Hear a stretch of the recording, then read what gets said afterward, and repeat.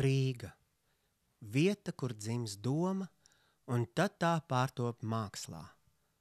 Ikvienam pienāk brīdis, kad dvēsele runā, un šodien tā atkal stāsta par Rīgu. Ar agru rīta skūpstu Rīga mani modina. Cik kluss ir tavu parku ēnā, daudz mīļu vārdu tavos vējos dzirdu. Rīga, es gribu dziedāt tev šo dziesmu, par jaunām sirdīm, kas tevi mīl. Kaut dvēseles tava un mana uz vienas stīgas skanētu, un siržu puksti dimdētu vien.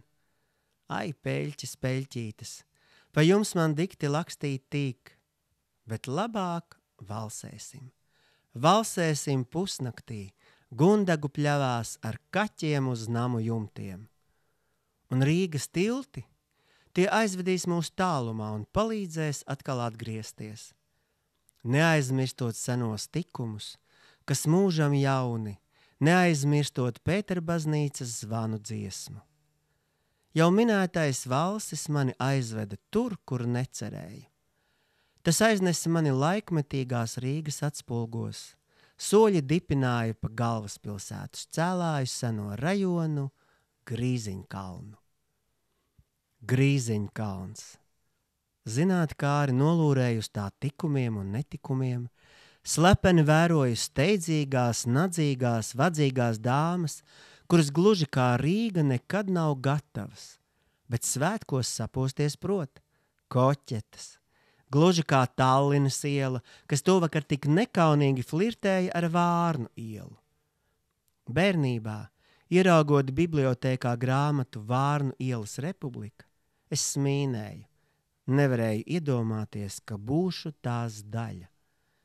Žēl tikai, ka uz Vārnu ielas nav laternu un personīgās šūpoles katram bērnam, toties ir kāpnes, Vārnu ielas kāpnes. Trako jaunības dienu liecinieces. Tramvaji tagad kļuvuši kā cilvēki, gan jauni, gan veci, gan klibi, gan aši skraida gar acīm, un sliedes vairs nebūs slapjas, kad Rīga modīsies. Soļi valsē uz Vecrīgas pusi, kur kāds sērīgs ielu muzikants izdzied manu dzīvi, sapņus un cerības, skaņu krāsas, garšas un smiekli. Ielas, tās nemiera pilnās cilvēku velmju upes, kur notiek viss un nenotiek nekas.